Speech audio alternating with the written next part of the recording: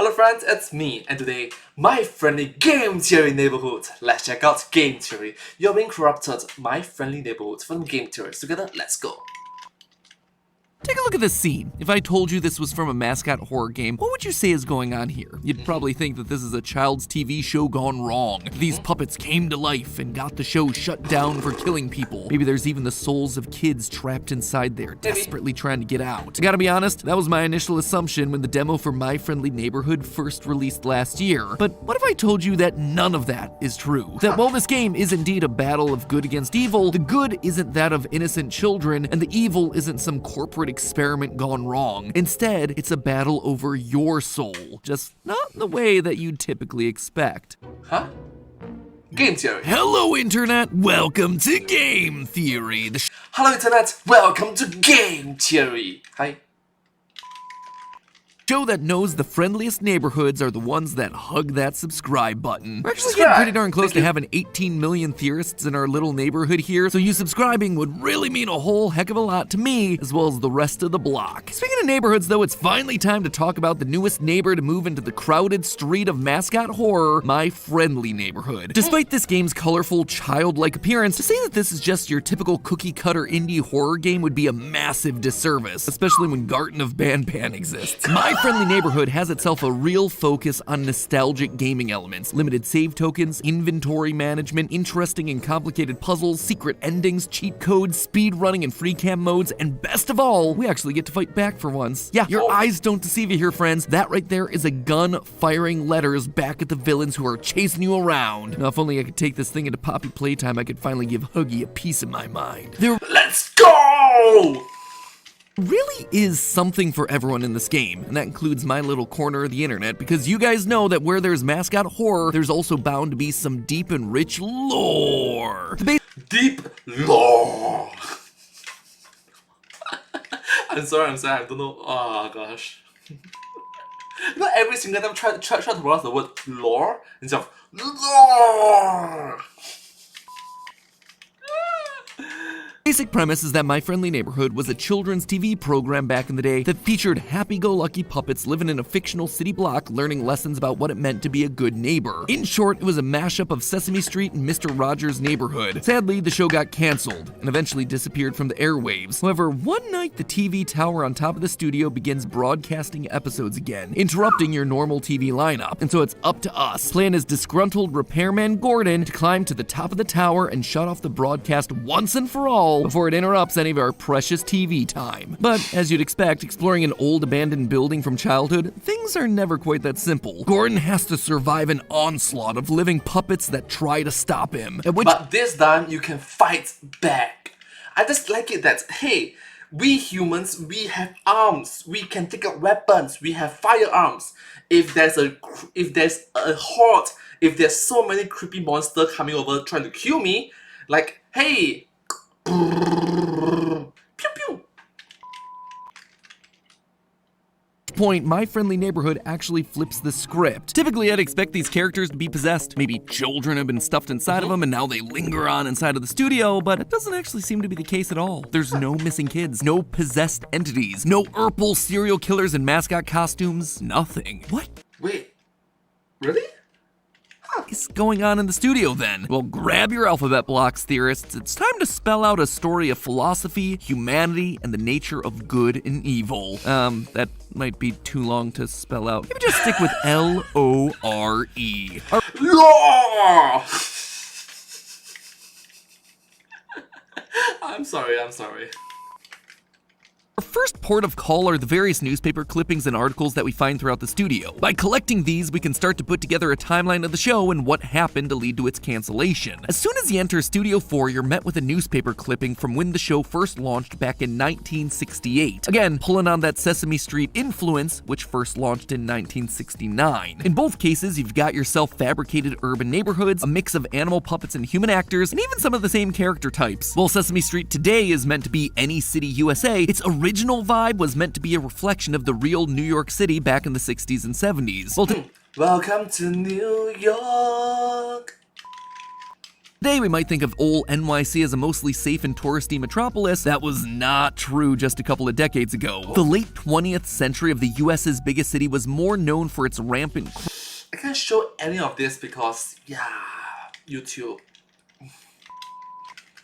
crime, drugs, and debauchery. Sesame Street was meant to be for city kids growing up in that time to learn not just the alphabet and basic math, but moral lessons they otherwise might not be receiving. Sesame Street was never afraid to tackle more sensitive topics like racism. Tully, there's just some really stupid people in the world who can't stand to see it when people of different races are friends. What Sesame Street was really good at was taking those issues that the children were experiencing and then turning them into teachable moments about friendship and caring for one's neighbor. Just look at our block on Sesame Street. There are brown people, there are pink people, not to mention every other color, right? There are monsters, there are penguins, there are grouches. And an 8-foot-tall yellow bird who's friends with everyone. We are friends forever, right? Little purple monster? Friends forever, big pink girl. And that was exactly what My Friendly Neighborhood was designed to do in the game. That initial report talks about these old age lessons of caring and sharing, as well as learning letters, numbers, and how to be a friendly neighbor. For those reasons, My Friendly Neighborhood became an instant hit with children and adults alike, just like the show that it's inspired by. And with this sudden rise in popularity, there was only one thing left to do: take it to the silver screen. You had movies like Puppet Pirate Cove, A Puppet Winter Song, Puppet Space Quest,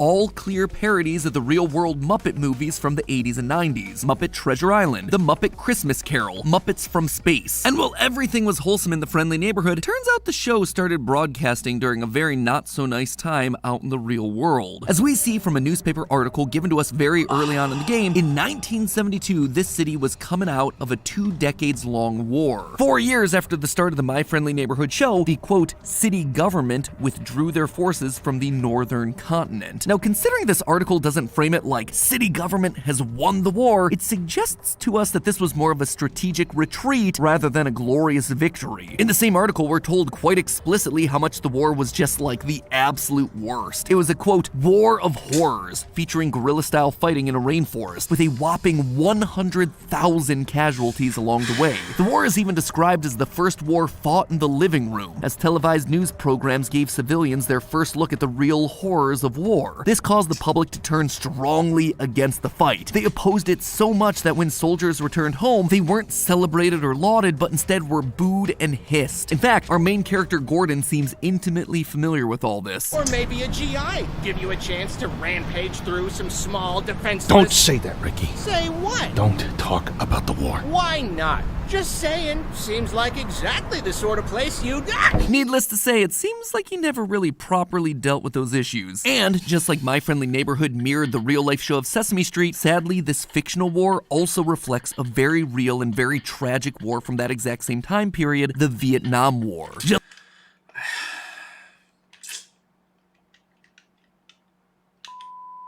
Okay, all to say is, war is terrible. And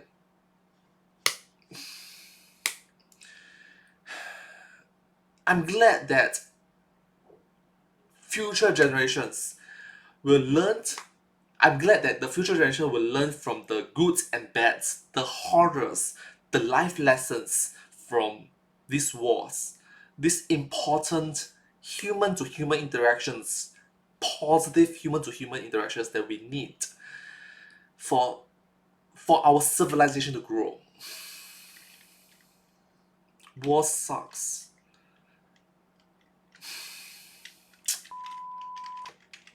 Just like the war in the game, the Vietnam War was also around 2 decades long. It also became known as the Living Room War, thanks to news footage coming in from the front lines that was now being delivered to every home in the country via the television. This gave the American public its first ever view into the ugly side of war, which led to backlash, protests, and the rise of the flower power movement, especially amongst teenagers and college students. That disdain for the Vietnam War only grew stronger with the release of the Pentagon Papers, 7,000 pages that were revealed to the public in 1971 1971 via the New York Times. It showed that the military and the federal government, over several presidential administrations, had misled the public and Congress about how the Vietnam War was going and how much the US had escalated the conflict. It is almost impossible to properly describe how this fundamentally shook the Americans' trust in the government. Prior to this, the public was pretty much keen to accept anything the government said as being truthful and honest. But then the Vietnam War happened and put an end to that trust. If you've ever wondered why people are skeptical about government action, it comes from this: the Pentagon Papers and the Vietnam War. And that same negative impact to the public psyche is seen all throughout My Friendly Neighborhood. We see the immediate effects when Goblet watches some of the footage and breaks down crying in the theater. But the long-term effects are the ones that really stick out. One article that you find in a display room tells us, quote, "I think across the whole city, the war has left us feeling troubled. We were called to service for the sake of righteousness, love for one city and protecting others. But in the end, we found that those calls were just noble lies. We left home as heroes and came home as murderers." And it's important to note that this is coming from the commander-in-chief of the city army. Even they felt lied to and disgusted by what they were forced to do, which leads him to finish off with these words, quote again, "This tension leads to a question why we should care about right and wrong or friendliness, as the children's show puts it. Perhaps it's time to put aside those old ideas. Perhaps the wise man is the one who lives for himself." And he's not a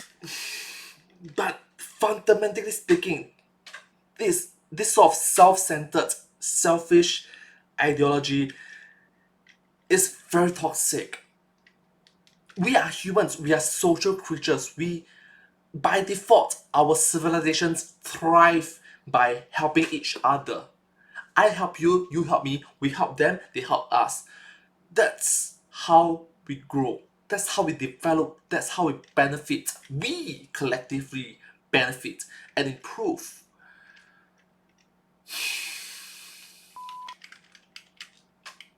alone feeling this way. Another article in one of the outside trailers discusses the tragedy of someone sacrificing themselves for this pointless war. Quote, "To lay down your life for someone else? To lose everything? How can anyone ask someone to do that?" The city even begins to reflect this mindset. Quote again, "Life in the city doesn't seem as enjoyable as it once was. On the subway, people's elbows jab into your personal space. Angry pedestrians yell at you on the street. When everyone looks out for themselves and trusts no one, crime becomes rampant. The city becomes a dark and scary place, with employees of the show having to coordinate walking home together just to be safe. The only relief people have from this horrible world is television. For a few moments, I can escape the anxiousness and become lost in a world of pleasant dreams." Which sounds like good news for a lighthearted, good moral show like My Friendly Neighborhood. After all, Sesame Street pushed through all those dark times and is still going today out here in the real world. However, this is where the parallels to Sesame Street end, because by 1975, 3 years after this fictional war, the show My Friendly Neighborhood's ratings begin to fall. Parents start complaining that these moral messages inside the My Friendly Neighborhood show were bad for their children. It's unhealthy for kids to be so selfish. It's unhealthy to teach the kids to be selfish. Yeah, it's just bad teaching. Bad teaching. Frightened by the tone of the morals of that show. Just yesterday, one of the characters said, "You always think of others before yourself, even when it's uncomfortable." But what if somebody takes advantage of you for doing that? What if doing what's uncomfortable ends up exposing you to hurt and danger? Is it really a good idea to teach children to be so reckless with their own well-being? This is an alternate universe where Sesame Street's messaging falls on deaf ears. We're told instead that people prefer to watch Crime City, Drama Daily, shows that focus on the darker and sadly more realistic side of humanity. But it's for kids. It's for children's. Children's, they're immature. They are still learning about the world. If you feed, if the input of the world is negative, the output, the end results will be negative. Especially when they are kids, they are highly influenced. They are highly impressionable. They are kids. They are immature. They are still learning the world. They don't know what they don't know.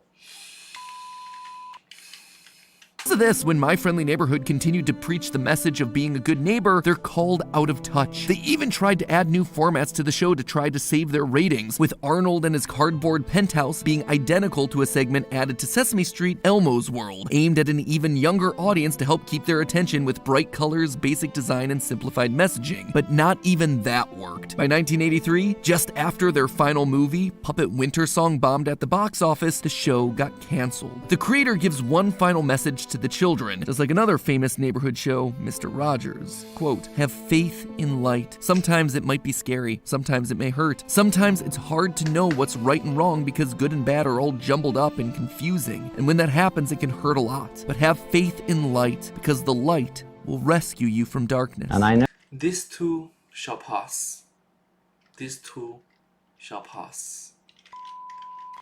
how tough it is some days to look with hope and confidence on the months and years ahead. But I would like to tell you what I often told you when you were much younger. I like you just the way you are. Great message, great show. I'm not crying, you are. And with that, I'm not crying.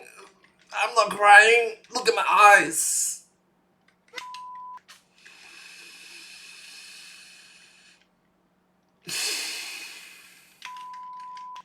My Friendly Neighborhood and all its puppet friends fall to obscurity. 10 years pass, until suddenly in 1993, it appears on the airwaves, and Gordon is sent to take it down once again. When Gordon meets them, he isn't surprised that all the puppets are alive, or that Ricky doesn't have a hand controlling him. It's just another day on the job. There's no secret kidnappings, no corporate experimentation, no possessions. It was just some friendly living puppet people putting on a wholesome show. A show that was shut down by a world that was ugly and cynical and selfish. However, if these puppets aren't evil, then why are they attacking us? Why are they so messed up by the time we get to them? Not only do they actively try to hurt us, but if you stop and listen to them, you hear some pretty bizarre things. Now put a circle right beneath it. See? You made the international hazard sign. Tape that to whatever door your thermonuclear waste is in. Let's try again, but make the biohazard symbol instead. Let me tell you about the time my friend Leonard got me all upset at him. First, I beat him to the ground.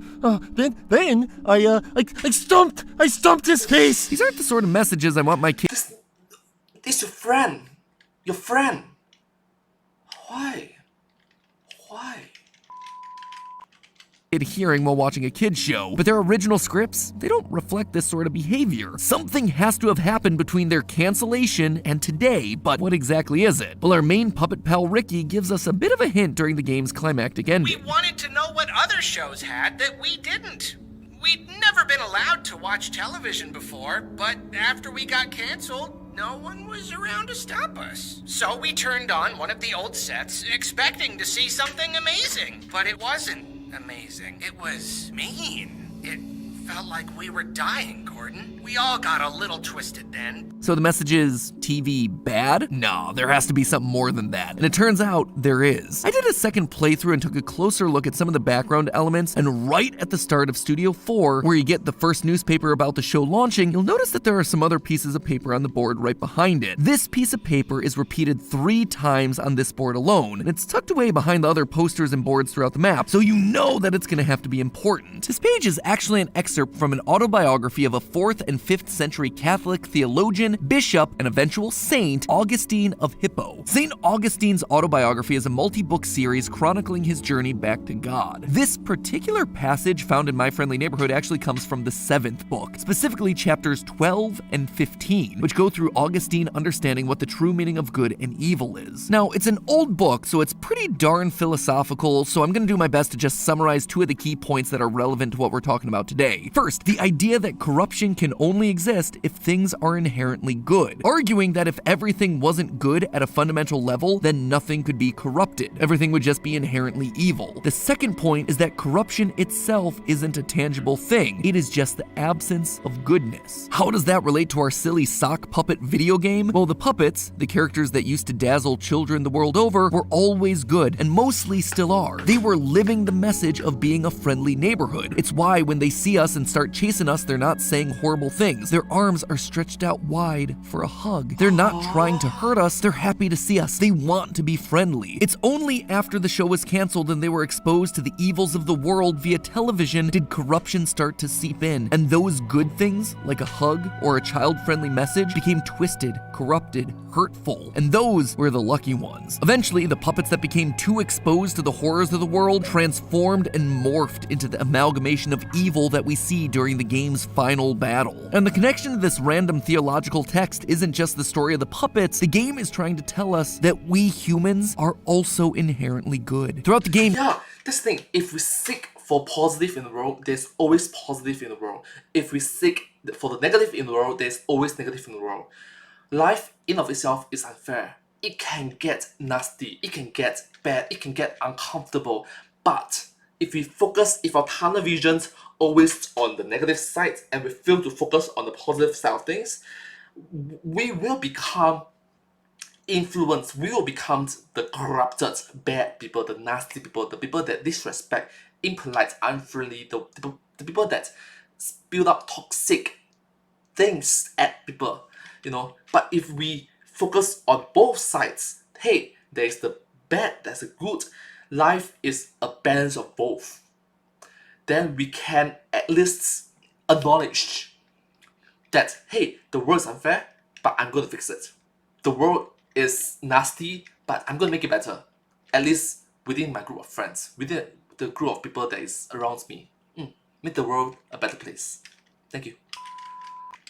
We repeatedly see this corruption sneaking into not just the puppets, but to the adults of this world. You have your parents writing in to say that the show's selfless messaging might be bad. General Rogers argues that a wise man is a selfish man, and the actor who left the show after becoming more concerned with his future than that of the show. All of these characters have let things like the war and television corrupt them, make them selfish, capitalistic, and thanks to that, the good morals of My Friendly Neighborhood, the light that the creators mentioned in his farewell message, has been snuffed out. And just like St. Augustine said, corruption is the absence of good. And so with that good gone, the world becomes worse. Gordon, look at this city. The buildings are dark and the streets are empty.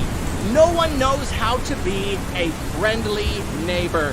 It's a city of shuttered up hearts, and they need someone to let in the light. Even Gordon, after going through the studio and seeing all the wonderful puppets and themes of the show, at the very end of it all, he's still worried about how the show's pure messaging is gonna hurt the children. I don't want you broadcasting, Ricky. You're gonna hurt kids. Humanity's turned away from the goodness and the light that the show tried to pass on to children. The game makes one point very clear. Even though the adults questioned what the show was doing, even though the bigwigs were always focused on the bottom line, the show always remained beloved by the pre-6 age demographic. The children, born pure and uncorrupted, continued to enjoy and find value in the show. The kids weren't the ones who lost their way, it was the adults who became so corrupted by the evil and negativity around them that they turned into the very thing that they were fighting to avoid. I mean, there's plenty to be said about the level of trash content that just exists these days. We're more interested in watching things like Real Housewives or The Kardashians, stuff that focuses on drama and negativity. The most popular podcast genre is true crime, with 50% of Americans saying that they listen to it, a genre that's focused on the bloody and the gruesome. You even see it here on this platform. Negative titles and thumbnails commenting on the latest drama. Those are the ones that get the clicks, not the positive skewing stories, the uplifting bits, the educational bits. That is the world that we've built, and the world that we're choosing to focus on. But and case in points, most of the time,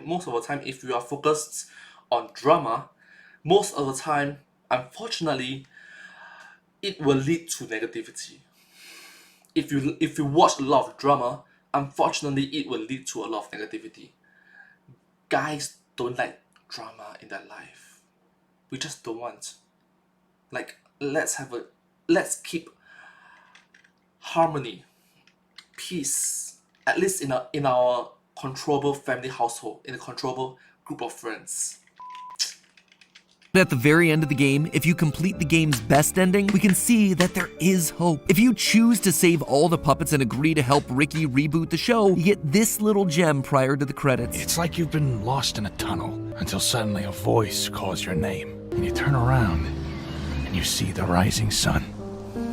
And it's so bright, maybe it hurts a little to look at, but you don't care because it's leading you home. By remembering the good, by focusing on the positive, it shines a spotlight on us. And sure, it highlights our issues, and yeah, that's super uncomfortable, but it's way better than just falling into darkness. This game is a warning for us not to shut our hearts to the needs of others, to focus on the good of the world. We too can have Gordon's journey back to the light, because at the end of the day, we all started from a place that was good. And sure, while the world tries to strip that away from us, we have to stand up to that. We have to face it. We have to remember that the most important thing is to love our neighbor. And sometimes all it takes to remember that is an abandoned studio full of living puppets. But hey, that's just a theory. A game theory. Thanks for watching. If you're interested in finding more hidden stories inside of unique indie games, check out our video on Pizza Tower. Believe you me, there is more than just pizza in that tower. Or if you fancy jumping into the latest that Mascot Horror brings to the table, hop on over to GT Live where I just played through and dissected every frame of Security Breach Ruin. I've got a theory or two coming up in the next couple of weeks, so make sure you're subscribed to the channel so you're notified when that one comes out. Well, thank you so much, MadPats and the team behind this video for ending this video on a positive note that highlights that if you are tunnel visions on the bad things in the world, if you are tunnel visions on the drama, on the negativity, on the nastiness, on the toxic, on the bad things in the world, we will become bad, we will become nasty, we will become evil individuals, we will be corrupted. Vice versa. If we focus on the positive in the world, we focus on the good, the light, the uplifting, the encouraging, the positive, the things that helps, benefits, grow, improve, develop. These things will make us improve to become better persons. Thank you so much, MadPat and the team behind these videos for ending on such a positive note in your videos. Thank you. But hey, that's just theory. Again, theory. Thanks for watching. Thank you. And hope to see you all in my next video. Thank you so much. Subscribe.